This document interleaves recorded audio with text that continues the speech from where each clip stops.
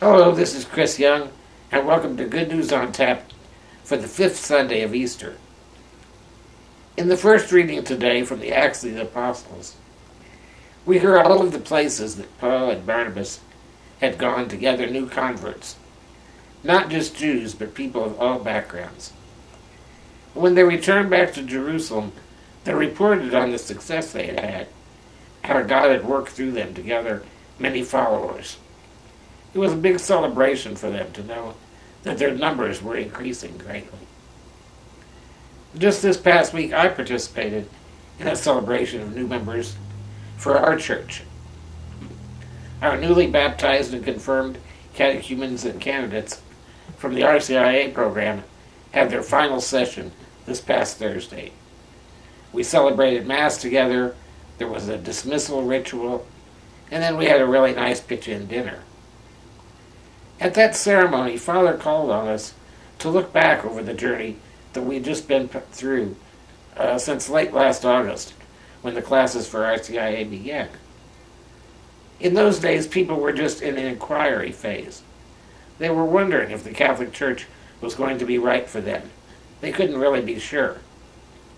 That was followed by the catechumenate phase, in which they prepared for the Easter sacraments and to join the Church. And now we're in that phase with the strange Greek name mystagogia, which means exploring the Easter mysteries. Mystagogia is not just for the newly baptized candidates and catechumens. All of us who are members of the Church, for the rest of our lives, will be in a phase of mystagogia, contemplating the Easter mysteries, a time of reflection and growing appreciation of the meaning of the resurrection in our lives. In the Gospel reading, Jesus is preparing to say goodbye to his apostles, even though this particular discourse takes place at the Last Supper. And he's given them one final commandment as he turns them loose to be on their own period of mystagogia. That commandment is to love one another. And that's what the kingdom of God is all about. It's about spreading God's love so that all can experience it. That's what Paul and Barnabas did, and we need to follow in their example. At our concluding ceremony Thursday night, when the new Catholics were leaving the RCIA program, Father Larry challenged them that there was a cost to the experience they had just been through. For many months we'd been telling them the program was free. He says, no, now you've got to pay up. And what is the cost? The cost is to go out and to find someone else and to bring them to the program, to bring them to God, to share what they've received by inviting others to come to know God as we've come to know him.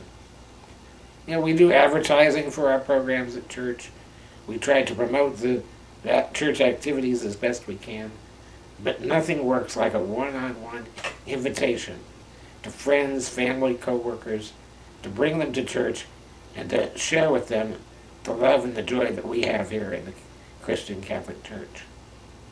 So that's the challenge, to follow the example of Paul and Barnabas, to go out to bring more people to love God, to love one another as he loves us, and to be his servants, as Jesus taught us to be servants to one another.